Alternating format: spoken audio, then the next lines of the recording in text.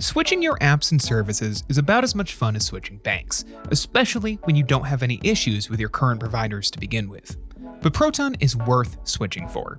With a privacy-first ecosystem of services available on practically every platform, Proton offers email, calendar, file storage, VPN, password management, and document editing.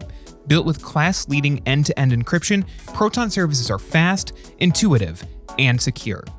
And if you're worried about switching, Proton has export tools that bring over your emails, files, and passwords in just a few clicks. For Pixelated listeners, Proton is offering 30% off an annual subscription to Proton Unlimited.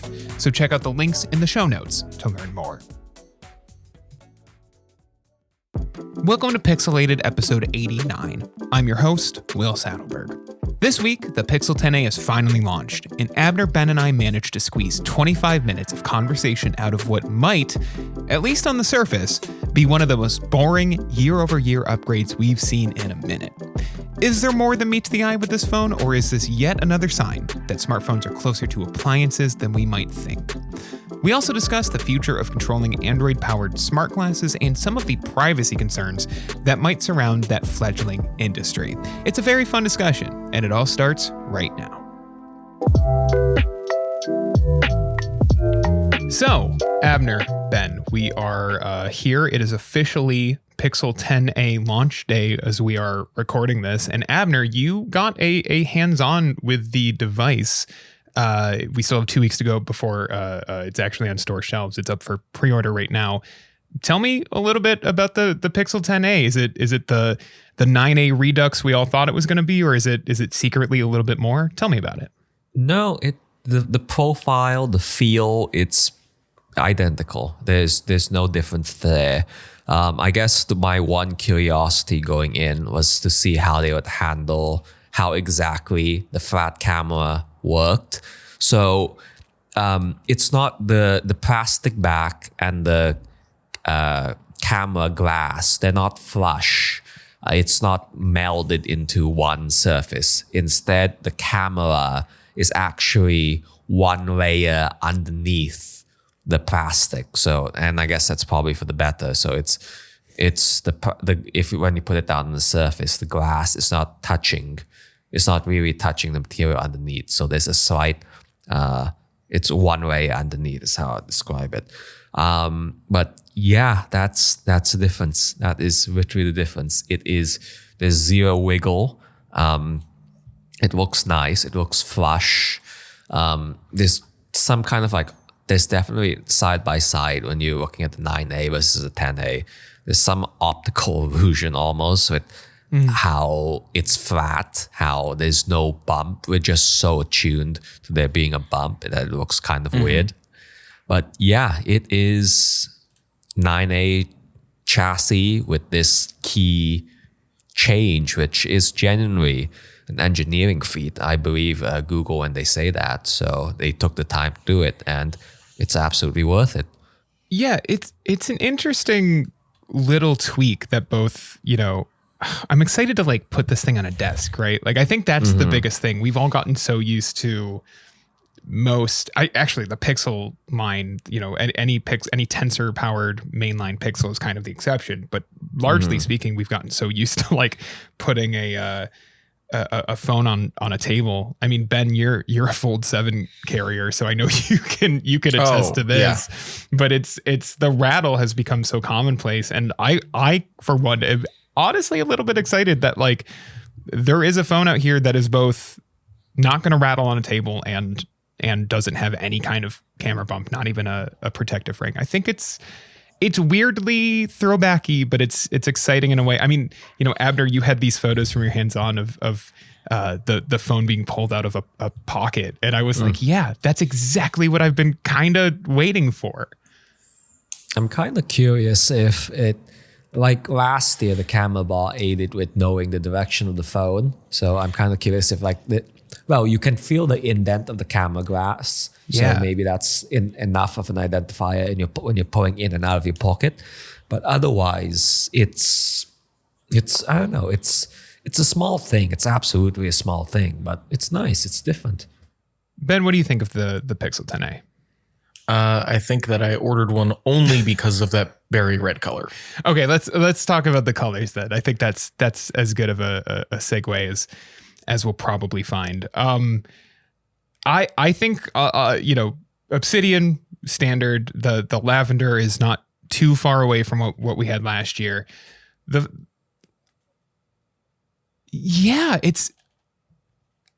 I really thought that the berry would be its marquee shade because that's the new one, but no, they're sticking with this lavender color. I mean, Abner, you saw it in person. Did it look a lot different than last year's? So it's a bit bright. It's absolutely a bit brighter, but I wouldn't if you weren't looking at them side by side, it's easily confused.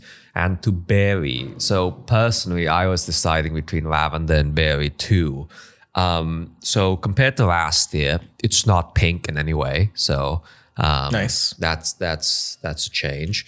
My concern was it's a bit too flashy. It's like you don't see that color anywhere on phones, and I feel like, especially uncased, when you take it out of your pocket, I feel like it's like it draws people's attention. That is the kind of red orange it is. It reminds me of like international orange. It's that safety orange color. That's how distinct it is to me. My personal concern is that it's a bit too flashy, and that's why I didn't go with it.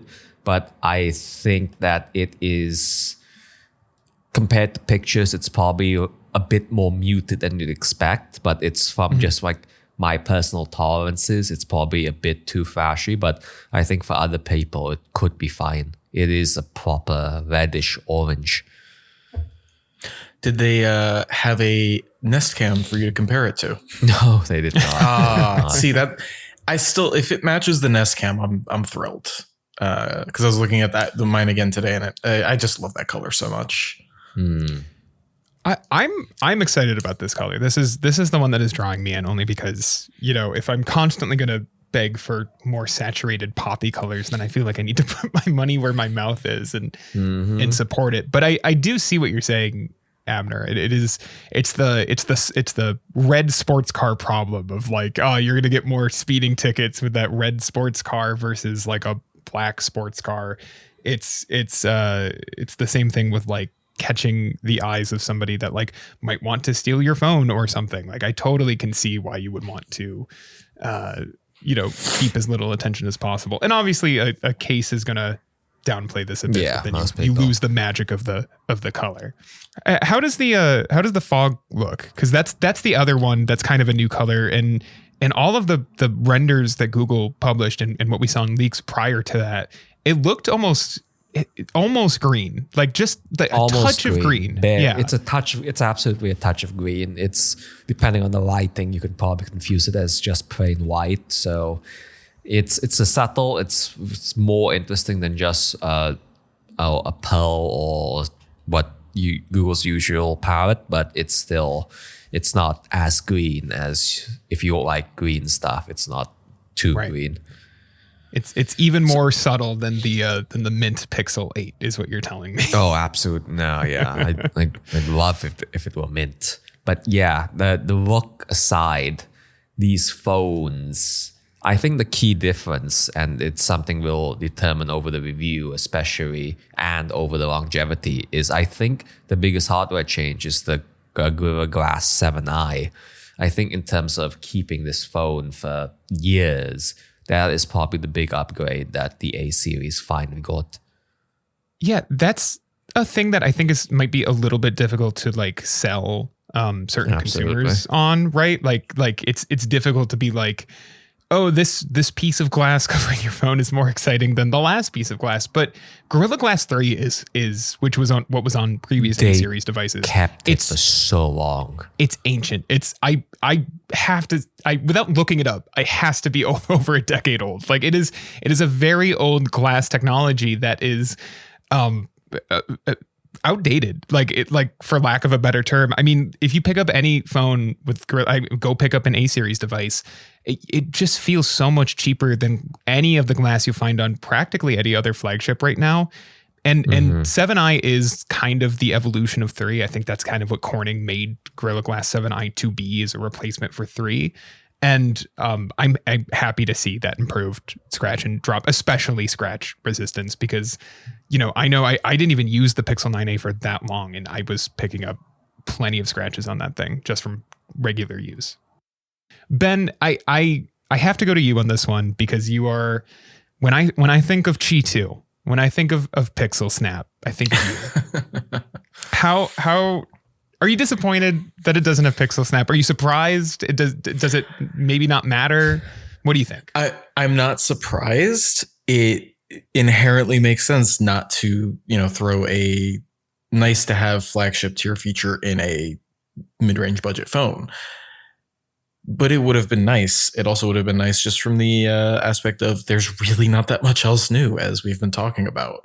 It would have been great to have, this actual game-changing, literally change the way you use your phone feature in there. But yeah, from a longevity standpoint, it does concern me that they didn't include it. If you're having it for 7 years, and maximum is 7, probably a bit shorter than that. But the fact that you're not getting this changing, it changes how you use your phone, that you're not getting it for a few more years, that's a bummer. It is, that being said, if you haven't been using the magnets, you won't feel it as much. But I guess in our special case of us, where we go back and forth between phones, that's where you'll feel it. It's not a thing you want to lose. And I do plan on using the 10A until the next phone comes out, but I think I will feel that loss. Mm-hmm. It's tough to go back, I think, and you can obviously add that with a case, but I think part of the fun of the 10A and really the 9A before it is using it without a case, because it's this plastic, but I think really nice feeling shell that feels protected kind of on its own. You have this improved glass now. You have, as we said, 0 camera ring, so the whole thing is flat. I feel like this is, more than anything else on the market, a phone designed to be used without a case, which I think makes the missing Pixel Snap feel that much harder to it's a harder pill to swallow. It's also a shame just in the context of the rest of the market, because, Apple went without MagSafe in the 16E last year, but now the 17A or 17E, which is supposedly also going to have MagSafe magnets this time, despite having no price hike.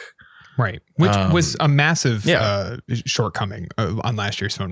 That was a device I reviewed back when I worked at Android Police, and I found the entire thing to be not a particularly compelling package, because it was one that was built with Apple intelligence specifically in mind. So every decision about that device was made for a suite of features that ended up being underbaked and half finished, right? And so they had centered the whole thing around using a premium chipset and then taken away features that they thought people wouldn't care about. And I would argue it's the opposite. I don't think Google is in quite the same boat here, but it is telling that, something like Pixel Snap that I think it's bound to be a fan favorite. It's fun. It's a massive differentiator for Google at the moment. It's really just Apple, right? And we don't even expect Samsung to adopt this on the S26 anymore. That's coming up soon.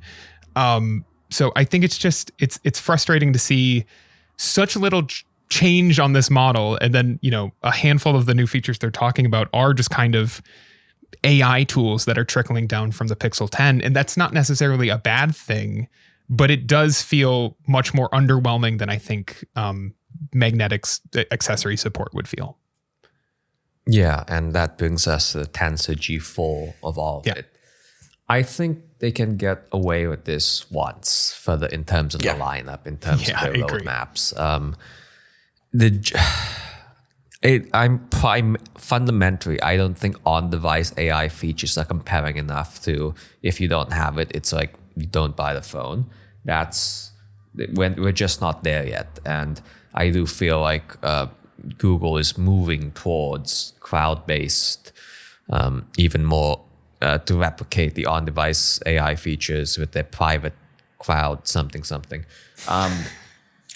so the Tensor G4, they can get away with this once, especially if you probably factor in Tensor G5 being expensive as their first TSMC chip, and they'll get more experience with the G6, or I don't know, I assumed it's G6 next year. I assumed the G5 was just not designed to be affordable A-series level stuff. So it's fine this year. But again, and the idea of if you want to buy a phone, even if it's a mid-range, if you want the best possible mid-ranger at the time of purchase, and especially if you're keeping it for a long while, this slightly puts in the column of maybe wait one more year if your phone can still hold it out, or buy a cheaper discounted Pixel 10 or whatever, 9. It's interesting though, because it does feel a little bit like a gamble. Obviously, we've talked a lot about the ongoing RAM shortage and other component, storage as well. It's trickier than ever to predict what the Pixel A series, or really any, especially budget phone pricing, will look like in 2027, which does put a little bit more pressure than usual on this device to be like, well, you don't know, like the Pixel 11A could be $650 because it has to have 8 gigabytes of RAM, and RAM's really expensive and hard to, like, I'm not saying that's true. I'm just saying more than ever, huge question mark over the future of pricing of lots of devices, every smartphone practically, and every analyst is saying it's going to hit cheaper devices harder. And so I don't know, like I do wonder a little bit if, like, in the same way that I was saying, if you're interested in a phone, picking up the Pixel 9a on sale is not a bad idea. Similarly, I think if you're kind of set on a future A series device, even though this is shipping with an older processor than maybe we would want it to, it's not an awful idea to pick this up and then have a reliable device for 3, 4, 5 plus years. Yeah. I think in the hypothetical we should be playing is, what if Google didn't release an A series phone this year? What would that conversation be? What would there be? Would somebody make the argument that it's Google abandoning Pixel or whatever crazy argument? So, okay, let's imagine that we live in a world where there is no A series phone this year. The 9A, they'd probably keep the 9A at the price it is and just rely on discounts to bring it down. Yeah, I think so. They never officially drop it. It would just always be on sale at $400 or whatever. Yeah. Yeah. It's again, I think, especially in the context of the RAM stuff, I think they'd also get a pass. It's almost understandable if they didn't release something. But yeah, what do we think about what that world would look like? Someone would definitely make the argument that Pixel is dying, because that's inevitable. I personally would kind of like to see a year go by where the Pixel A series is not updated, because I don't feel like budget phones need to be updated at the same cadence. I think having a year in between makes for a more meaningful upgrade, and these are phones that people are not upgrading even every 2 years anyway. I think people are keeping a Pixel A series phone for at least 2 years. And every other year upgrade works a lot, because even just from experience, like my mom had a Pixel 6a, she loved it. I didn't upgrade her until the Pixel 9a, and it was mainly because of the battery stuff. Yeah, it's interesting that the entire industry kind of followed the lead of Apple and Samsung on just doing numbers in their phones, right? Like you go back to the early to mid 2010s and you have your HTC ones, which I know had M7 and M8, but that's still, it was the HTC One and Galaxy Nexus or whatever, right? Like eventually we got to this point where everything has a number and we're just going to do numbers. But that has kind of sunk the industry a little bit here, where it's like, well, okay, if Google from a marketing perspective were to skip a year, then you just have this like, what looks like a dated number kind of sitting on store shelves as opposed to the Pixel 11 that will be next to it, in August or September. I can see why these companies feel the need to be like, we gotta keep these numbers growing, especially because our competitors are, going up to the iPhone 17, 18, like whatever, right? Like the Galaxy S26, 27, 28. I see it, but it's, and even from a budget perspective, Samsung's A series, the iPhone 17e, those numbers are going up. I would like the entire industry to kind of like do away. And there's no easy solution, right? Because we've seen Motorola do this with years. They kind of are the outlier. They love to do a year, and that it's in itself can get confusing, or at least annoying to talk about with models. But I think it's smarter for consumers and manufacturers to start thinking about like, we don't have anything new to bring to the table. Let's not bring anything new to the table.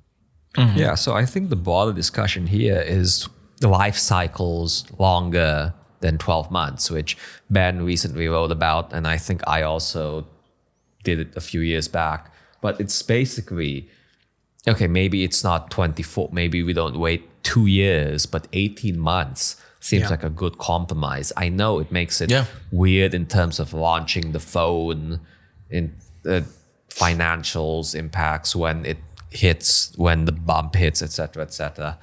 I know that makes it weird, but I think, and people's expectations, but people buy phones when they need phones. So I think that kind of obviates that argument. But I think 18 months, especially in the context of components getting higher, I think there's something there. And I would love if somebody took the first step in showing that might work, whether it be somebody big like Samsung or Google. It was interesting because we saw Samsung play around with this a little bit over the last few years with their Galaxy tablets. It was like, I think the Tab S6 to the 7, and then 7 to 8, 8 to 9. I think we're all had 18-month roughly gaps, give or take a month, but it was on average about 18 months. And I guess iPads are there too. Yeah, the iPads are there too, but then I wonder if it was kind of that like holiday schedule or just when they want, their specific tablet financials to bump up, that Samsung over the S10 and S11 have kind of gone back to like every year, even though they don't have much new, right? To the point where they've skipped a model each time, whether it's the Plus or the small one. They've picked a model to bypass while making the Ultra both times. So like, I don't know if maybe that was a brief experiment to see how it would work and they opted against it or what, but like, and obviously it would be different if they did it with phones, but I agree. I think 18 months is a healthy way to do it. That I don't even think most consumers would notice. Like maybe they would notice Apple if Apple started doing it, because Apple demands a lot more attention from the general public than I think Google or Samsung does. But I don't know if it would matter in the long term. And I think it would be good for everybody. Yeah, I fully agree. Yeah, it's these cycles. It's just, I don't know. 18 months. It's the idea like if you give it you give the development timeline 6 more months, what can you do in that time? And it's just the idea of, I don't know, I think 18 months would be it'd be refreshing in a way. And I guess, I don't think I think 2 years is slightly too long, but 18 months just feels right in terms of seeing the latest and greatest. And I don't know, just really allowing things to mature a bit and see, I guess in the context of Pixel, I want what does 6 more months give Google in terms of fleshing out bugs and whatnot. The main issue I see is one, there's the bottom line, but the other one is honestly, a lot of this comes down to carriers. True. They want a new phone on the same schedule. Well, that is part of the problem and not one that we were considering. But yeah, I mean that's true. Especially in the US, the carrier strong arming is kind of make or break for a lot of these companies. I mean, that's part of why you see a brand like OnePlus struggling a little bit to get a better foothold in the US. It's because they no longer have carrier partnerships. And maybe you can feel that, and they're always morphing, although they're shortening it, but they're constantly just putting out new hardware at a less than 12-month pace. But I wonder if you could kind of work around that by doing something like mid-cycle color refreshes. Think about like car manufacturers just adding a couple new colors to the lineup, or can maybe like help keep that last 6 months going without carriers being too impatient. But yeah, I mean, I agree with you, Ben. That is a part I hadn't considered, and it does make things a lot more complicated. On the Pixel 10a, we did get a couple of those new AI features, as I mentioned. We got auto best take, we got camera coach. The processor might be the same, but it now supports satellite because the modem got a slight upgrade up to the one that was in the Pixel 10. Does any of this move the needle for you guys, or does this just feel kind of like table stakes?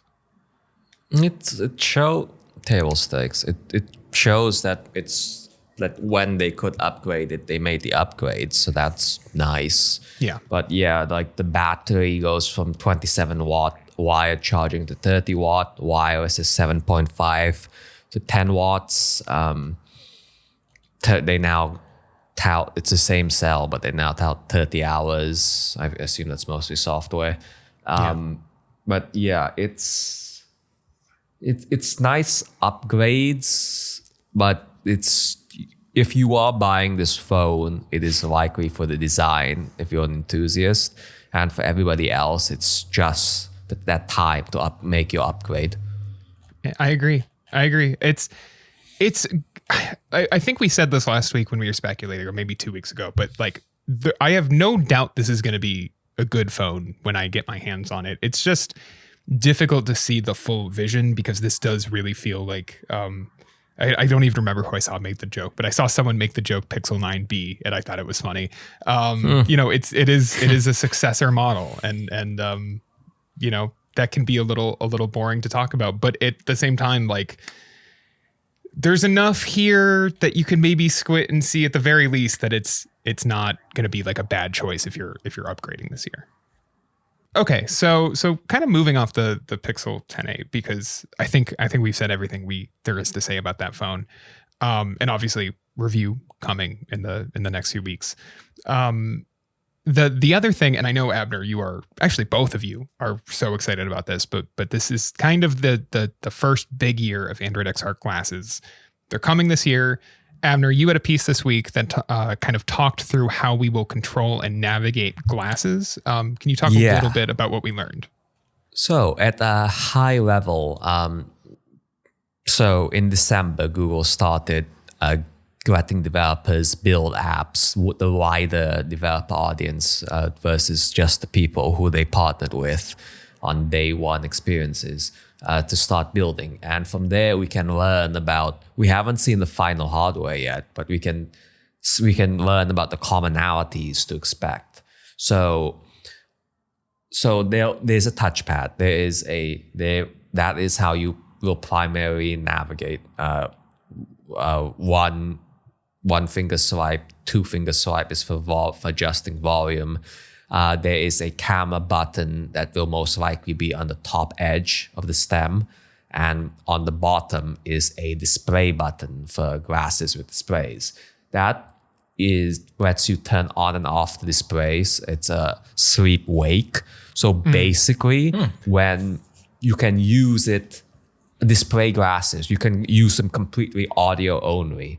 So that's why it's important for developers to build with audio in mind. Every single display AI glasses, which is the official name, and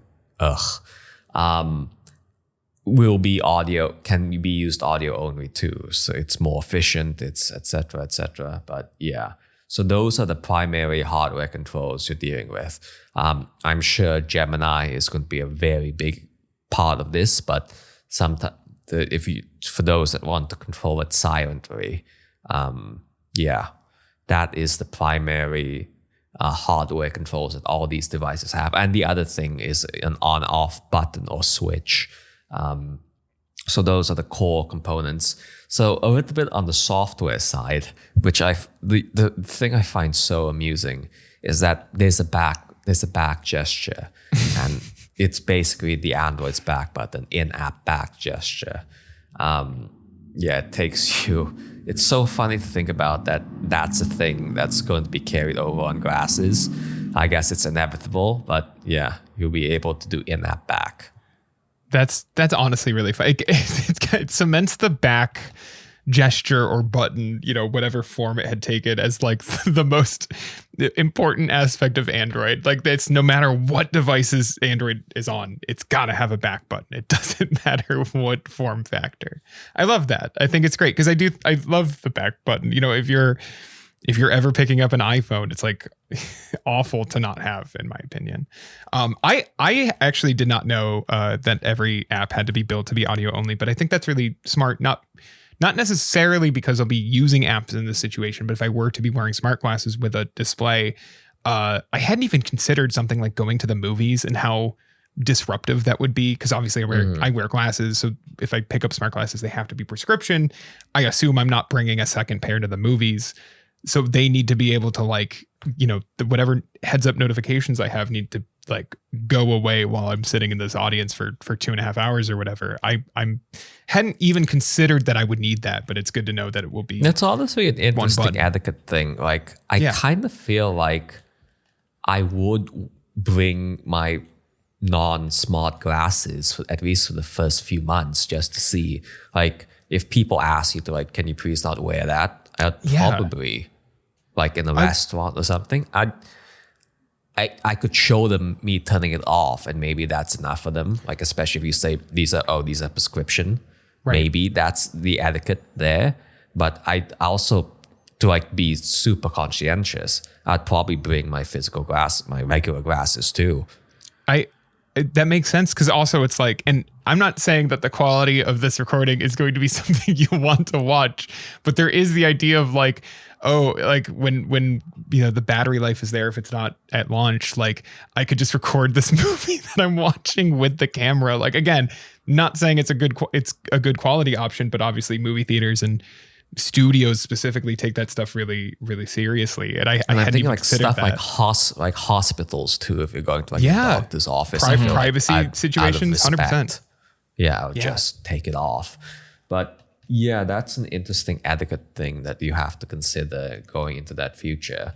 But I guess at my high level, each pair of glasses, they will have two LEDs. One is user facing that you will be able to see while you're wearing, and the other is the outward one for privacy, for people knowing what you're doing.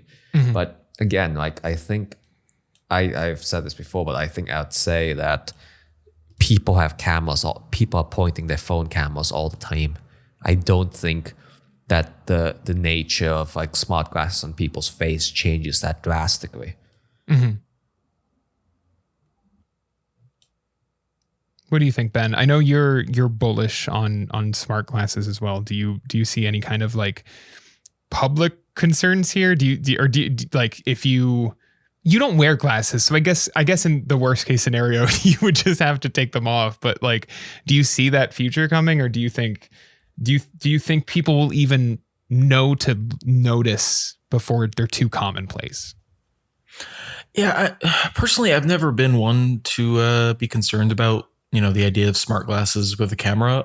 Personally, I find it quite useful. I actually wore the Meta Ray-Bans quite a bit when I would go out and play disc golf events or whatever, just because it actually helped me remember to take pictures, which I'm terrible at in situations. Same. And I think the LED is more than sufficient, especially because I think that's a relatively intuitive thing. I don't think anyone is looking at you and seeing your glasses with an LED and being like, I wonder what that means. It's I think everyone kind of understands it means the camera's on. Same way a red light on an old camcorder meant it was recording. Absolutely. I do wonder if some of the concerns around cameras and privacy aren't even so much is someone taking a photo of me right now, but even just there's been a lot of noise in the news about surveillance state systems and everything like that. And specifically on smart glasses, we saw over the weekend that there was a report from the New York Times that Meta specifically is using and I'm quoting, dynamic political environment to launch their own facial recognition system on its smart glasses, which is concerned. Like, I think people are right to be concerned about that, especially when the leak is like, we're doing this right now while people are distracted. So I do understand where some of that comes from. And my hope would be that Google doesn't follow down whatever road Meta wants to go down. Google's AI principles say they would not do facial recognition. I believe that's what the current one says 100%. As of a few years ago.